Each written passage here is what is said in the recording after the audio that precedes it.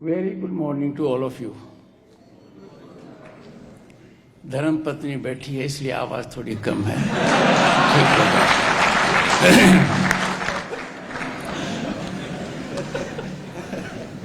I have a long association with your fraternity. I am one of you. But ये कुछ खास है. ये जयपुर में है.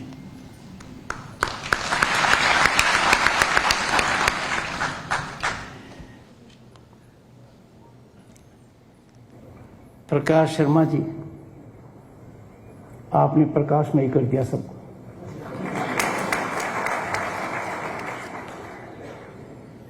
आपके उद्बोधन से पता लग गया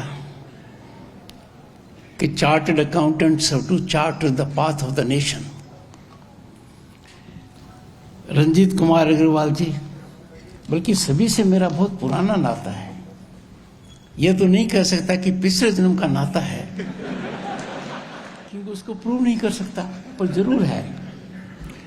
रंजीत कुमार अग्रवाल जी, नवीन शर्मा जी, अनिकेत तालाती जी, डॉक्टर देवाशीष मित्रा जी, नमस्कार.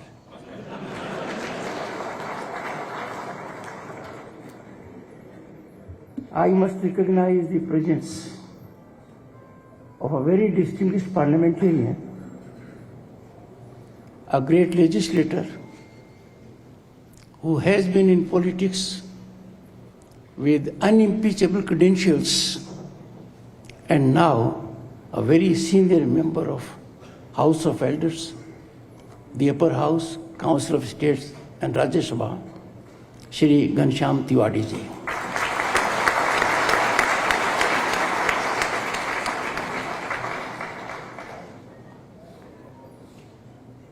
सुनील गोयल जी, बाइबल में कहा था लव दाई नेबर या नेबर्स. नीलेश विक्रम से जी,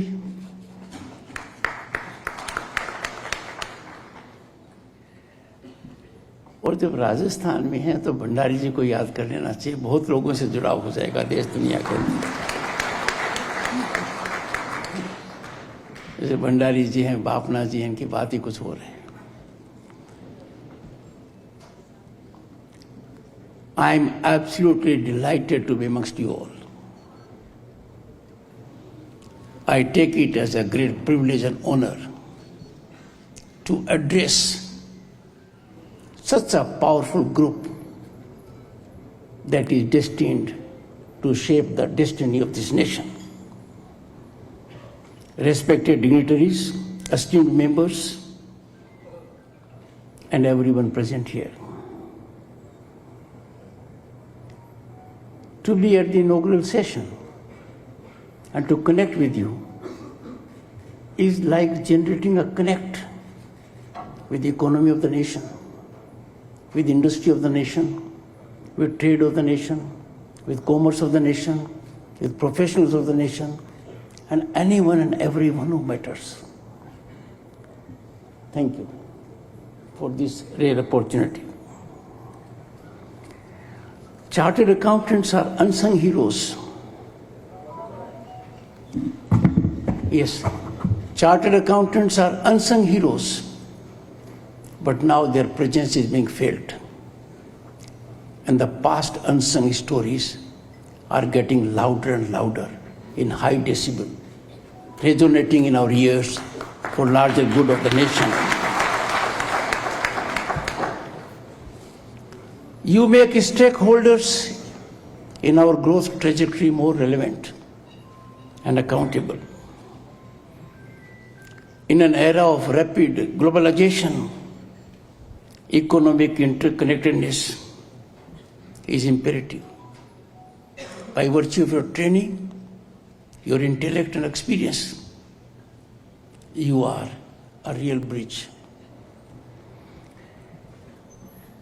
You are watchdogs and guardians of financial integrity.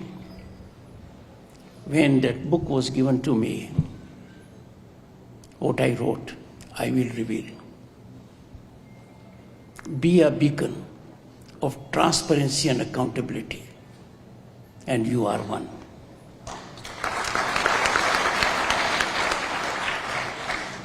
This transparency is not just a statutory requirement, a ritualistic formality. It is the very foundation of trust in our financial systems. By providing sound financial advice and strategic insights, and I am aware, you alone are capable to do it by hand-holding young entrepreneurs who may have capital, but you have to show them the way that you are doing it. You enable businesses to make informed decisions, sometimes innovative decisions.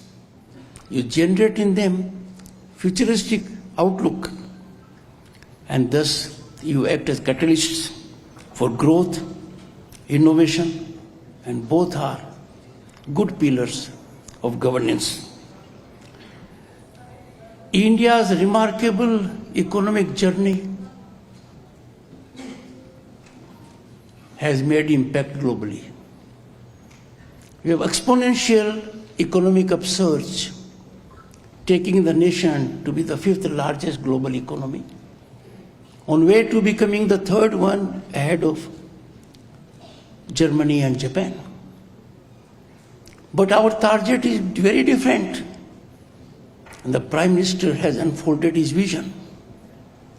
And the vision is, we have to be a developed nation.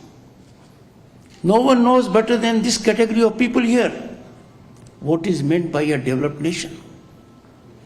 The challenge is daunting, but achievable, given our expertise in human resource. And we will have to undertake a journey by making our per capita income 8-fold. A challenge we will surely meet, क्योंकि पूरे देश में एक बहुत बड़ा हवन हो रहा है. वो हवन है विकसित भारत के लिए. उसका लक्ष्य है 2047 में भारत का विकसित होना. उस हवन में हर किसी की आहुति की आवश्यकता है. पर मेरे मन में कोई शंका नहीं है, पूर्ण आहुति यदि कोई देगा, आपकी फ्रेटर्निटी देगी.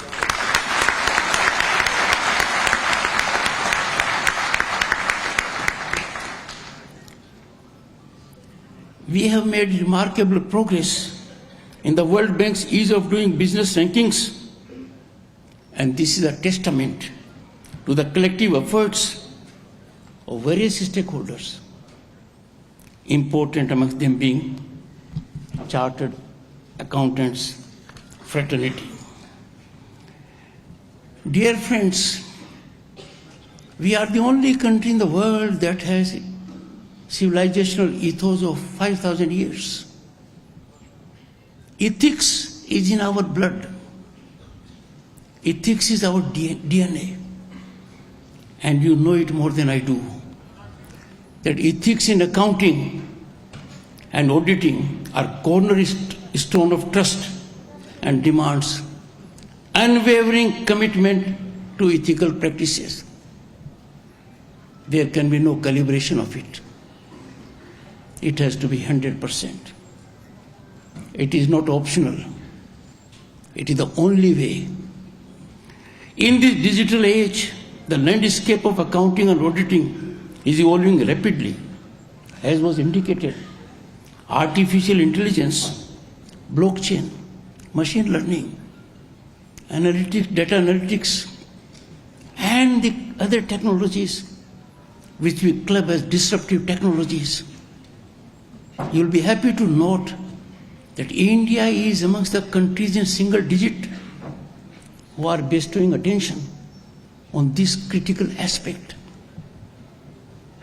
Only yesterday, the Governor of the Reserve Bank of India has cautioned what has been indicated here also. We have to keep artificial intelligence in captivity rather than being its captive. Artificial intelligence and the kind are challenges and opportunities. We have to convert the challenges in opportunities. I have no doubt that the organization will take all steps in this direction. The harmonization of Indian accounting standards with international financial reporting standards is a significant step for which I congratulate you. Chartered accountants are just not numbers. I remember a situation when I was a lawyer. They used to say anecdotally, chartered accountancy में पास होना मुश्किल है और वकालत में fail होना मुश्किल है.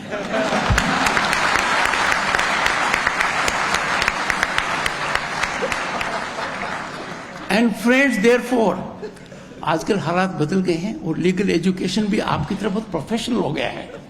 और मेरे जमाने की बात कर रहा हूं. Chartered accountants are not just number crunchers or compliance officers. Your job is not mechanical. I would go to the extent of saying that your job is emotive also. Because we know sometimes industrial houses, and in our country they are normally partnership driven or family driven. Someone labeled to me when I was member of International Court of Arbitration at Paris. It was indicated to me that India has a unique concept of corporates, and that is family corporates. You have a challenge to keep it in harmony, to see it doesn't become dysfunctional, it doesn't get into disruption groove, and I'm sure you know it more than I do. Your work, more often than not, is behind the scenes. It is crucial in building a strong, transparent and vibrant economy. And now for us, challenge is very different, because we are on the rise as never before, and our rise is unstoppable. Our rise is on an incremental trajectory. And when you are in such a flight for economy, you have to be extra careful. That can be done only by your organization. First, and I would urge, a collective nationalistic outlook is the very basis of economic prosperity, which I assume all of you are primarily interested in, because it doesn't require much explanation. We cannot be pyramidical. We have to be Plato. That's our culture. We take everyone along with us. And that is why in G20 we gave the world a motto: one world, one family, one future. Vasudhaiva Kutumbakam. Our national discourse needs more conversation about this nationalistic outlook, because today, more than ever, we need our citizens to be nationalistic. How can in this country we can ever imagine that we will have partisan interest, personal interest, fiduciary interest, self-interest ahead of national interest? But we can't deny that we see it quite often. You can take a great lead very successfully in this direction. After braving many challenges, we have come a long way from a ship-to-mouth country to the world's fastest growing large economy in a few generations' time. With this rise, internal and external challenges grow. I was elected to Parliament in 1989, and I know the situation then. Our foreign exchange reserve, with which you all are concerned, was around $1 billion. सोने की चिड़िया कहलाने वाले देश का सोना Switzerland के 2 बैंकों में गिरवी रखना पड़ा. It was shipped by air. to sustain our credibility. And what a proud moment at the moment.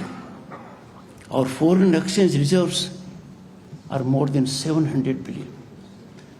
That's a great accomplishment. And therefore, the greatest challenge I must advert to, a challenge that is growing day by day.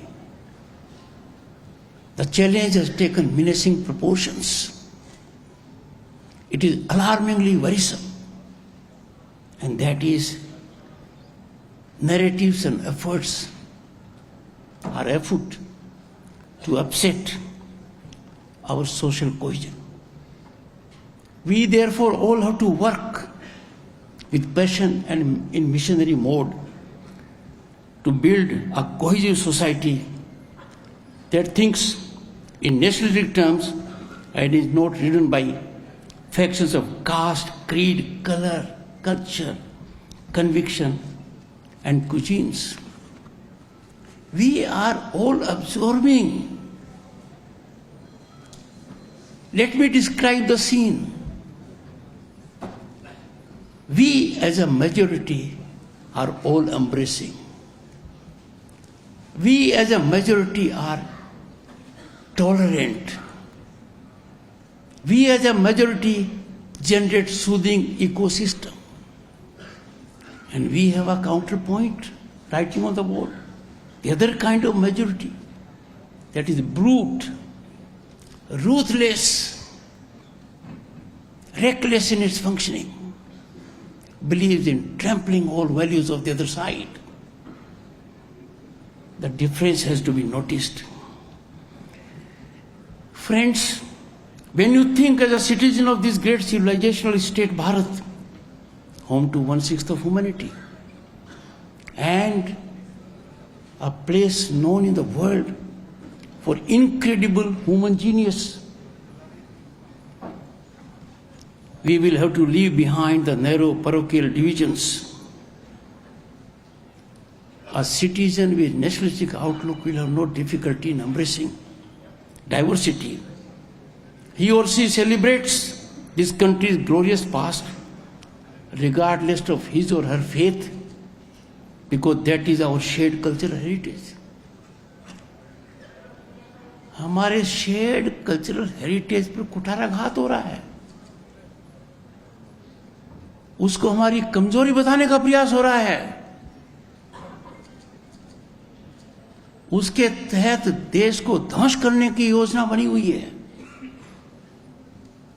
ऐसी ताकतों पर वैचारिक और मानसिक प्रतिघात होना चाहिए.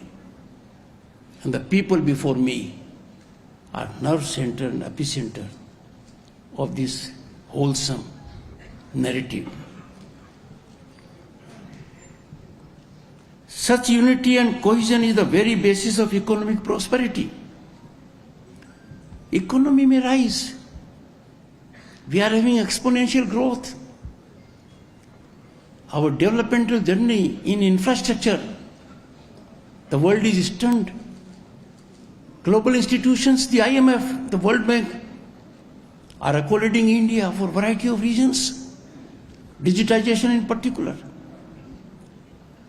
But this economic rise becomes fragile when social unity is disturbed, when fervor of nationalism dies, when anti-national forces within and without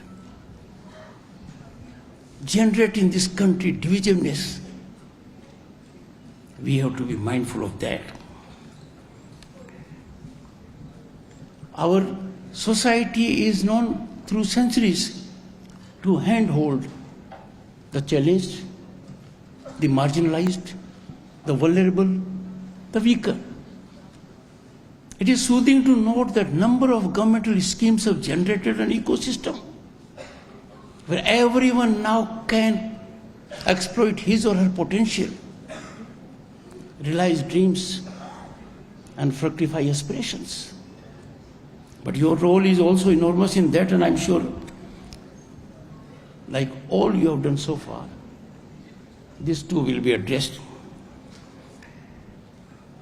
No one has a right to take law in one's hands. That's universal. There was a time when some people thought they were above law. They were privileged. कानून का कुछ नहीं बिगाड़ सकता, कानून के हाथ उन तक नहीं पहुंच सकते। उन हालात में बड़ा बदलाव आ गया है। जब बदलाव आ गया है तो भी आज के दिन हम देख रहे हैं जिम्मेवार लोग, संवैधानिक पदों पर बैठे लोग कानून की परवाह नहीं करते हैं, देश की परवाह नहीं करते हैं, कुछ भी बोल देते हैं। और वो ऐसे ही नहीं बोलते हैं। This is emerging as a sinister design, well structured by forces that are inimical to India. तो आप जो इतना कर रहे हो और जिसके नतीजे हर भारतीय आज के दिन सुखद तरीके से महसूस कर रहा है, उसको चकनाचूर करने की जो योजना कुछ लोग बना रहे हैं, हमारी प्रगति उनको पच नहीं रही है। We can't be crazy for political power. Political power has to emanate from the people. It has to emanate from the people through democratic process that is sanctified. आपको इस ओर ध्यान देना पड़ेगा। I will make an appeal to you in particular, because that is the brief you alone can handle.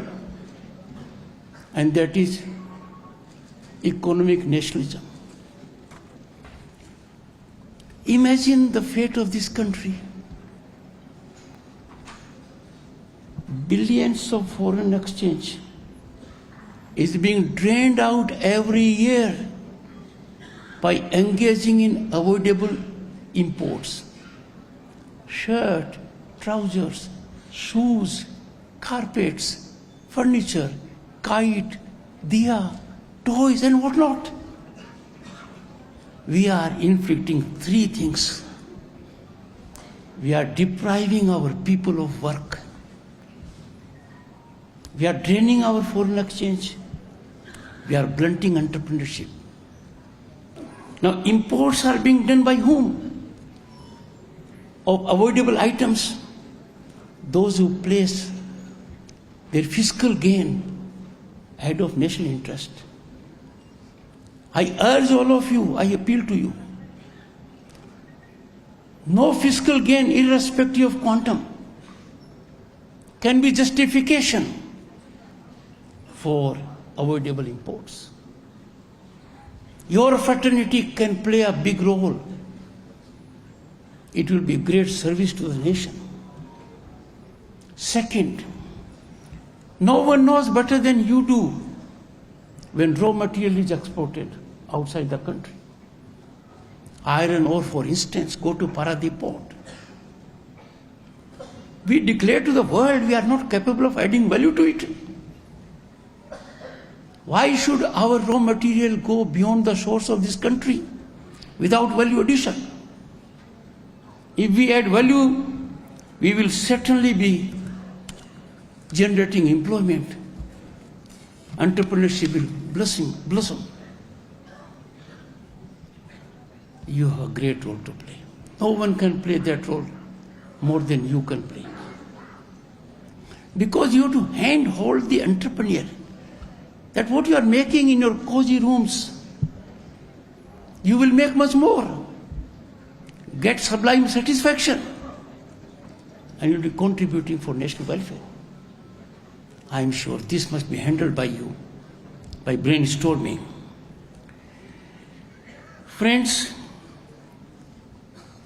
optimum utilization of natural resources, you know it. You have to curb it. Our economic prowess, our financial strength cannot be a determining factor as to how he or she will utilize natural resources. We are trustees. Let us focus on that. Friends, I am happy that this outfit is at par with global standards, and in some areas in the lead. Speaking of change, we must embrace the growing demand for ESG audits as a significant opportunity for our profession, with the stakeholders increasingly prioritizing environmental sustainability. Auditors could assess a company's ESG performance and ensure compliance with regulations. I have no doubt, and everyone will agree, and young girls chartered accountants will agree immediately, अपने पास रहने के लिए धरती के अलावा और कोई planet नहीं है. We have to pass it on to future generations, at least in some repairing mode. We have done enough damage to it.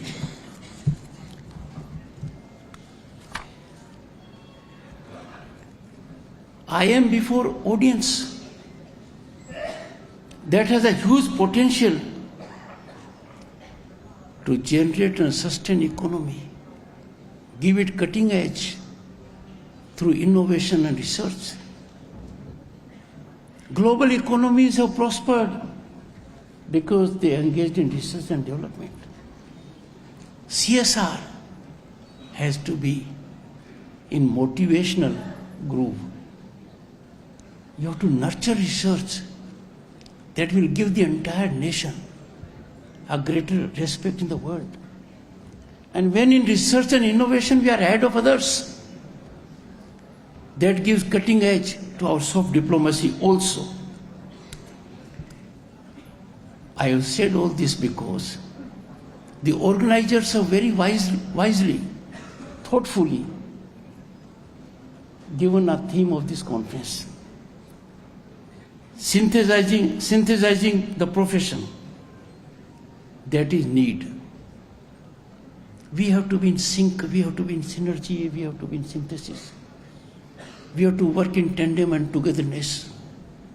We all are stakeholders because we swim or sink together. That feeling has to come. Chartered accountants, I have no doubt, are nerve center and epicenter of big change. You can bring the change which you believe. I have no doubt, no legal transgressions can take place.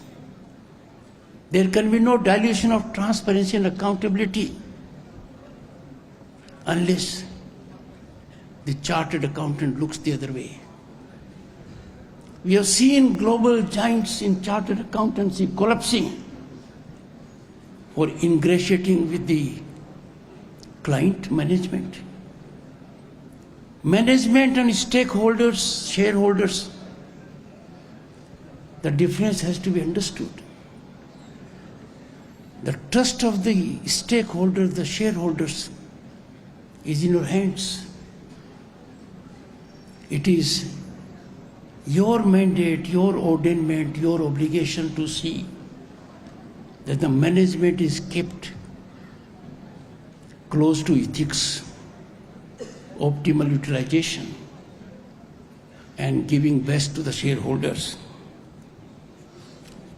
Your role in combating corruption, uncovering malfunctions, and detecting corporate frauds is much beyond any investigating agency. They have to learn it. You know it. You know it so seamlessly that you are like a duck taking to water. Investigating agencies have to learn. They learn through you. That is an area we must focus on. Tax evasion and financial frauds, they may help some. And these days, they don't help anyone. The long arm of law is working in overzealous manner to serve the country, to see that such kind of people who seek to monetize fraud, corruption, scams for fiscal gain are learning their lesson the hard way.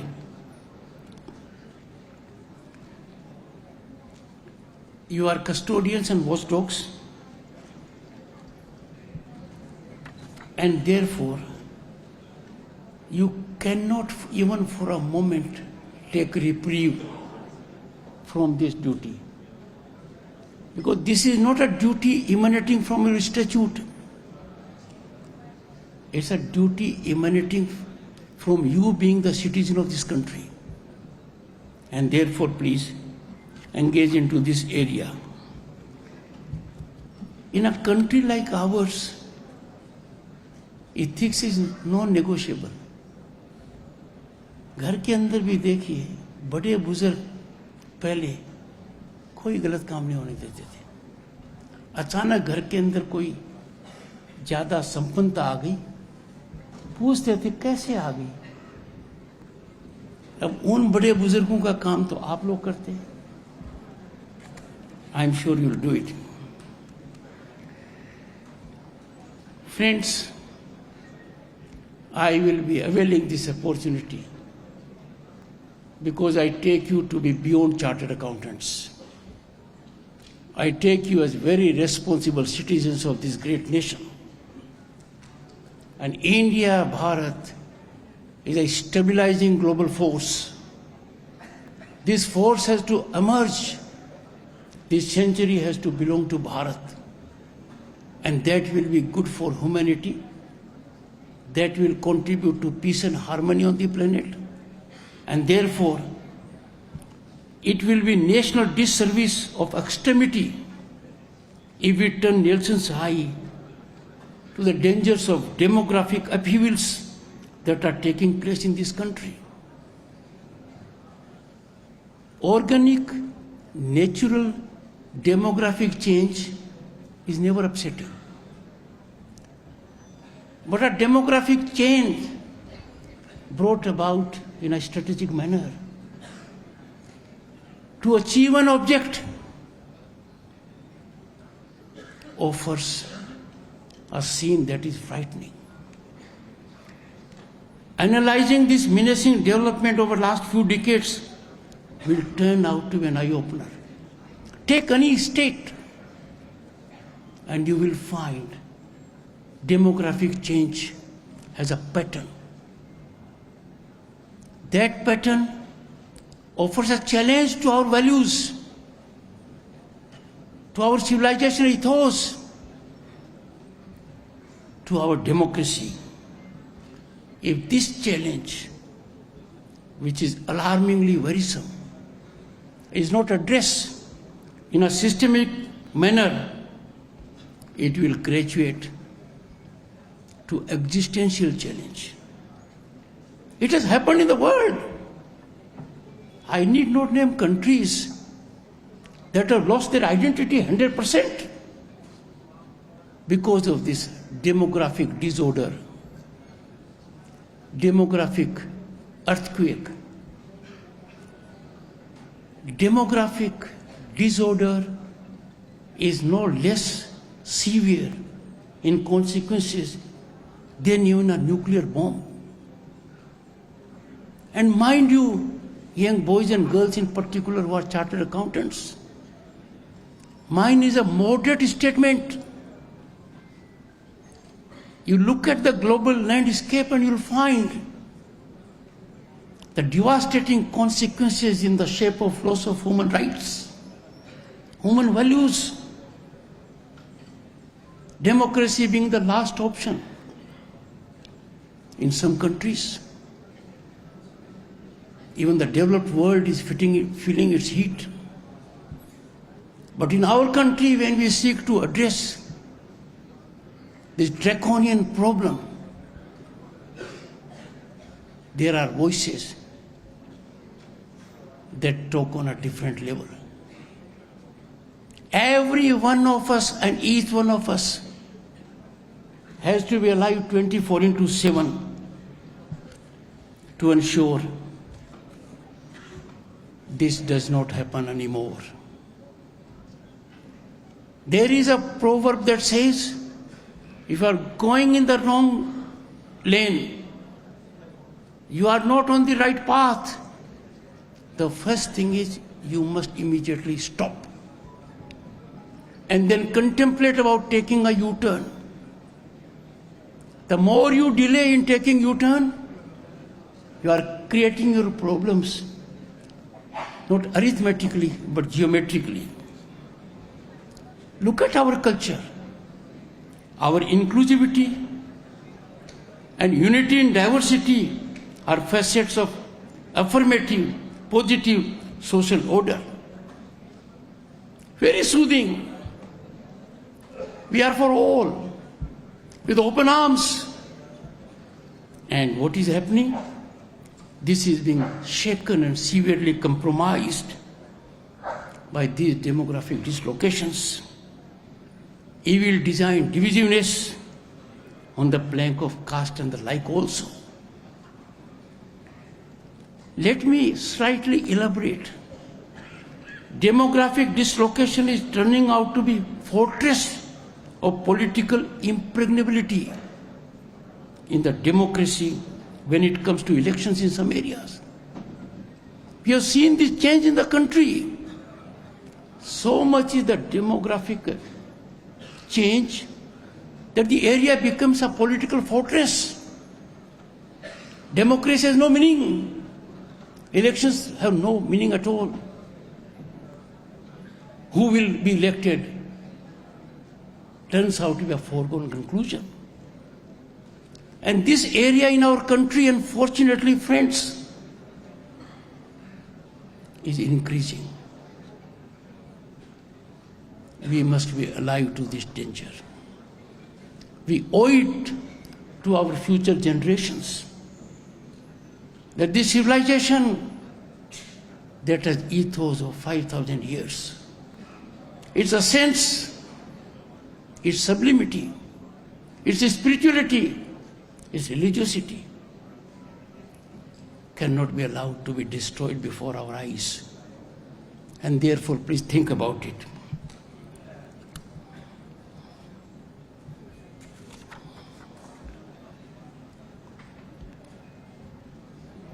I would say this is a monster. This monster is unregulated. This monster is being propagated by people whom we take as wise people.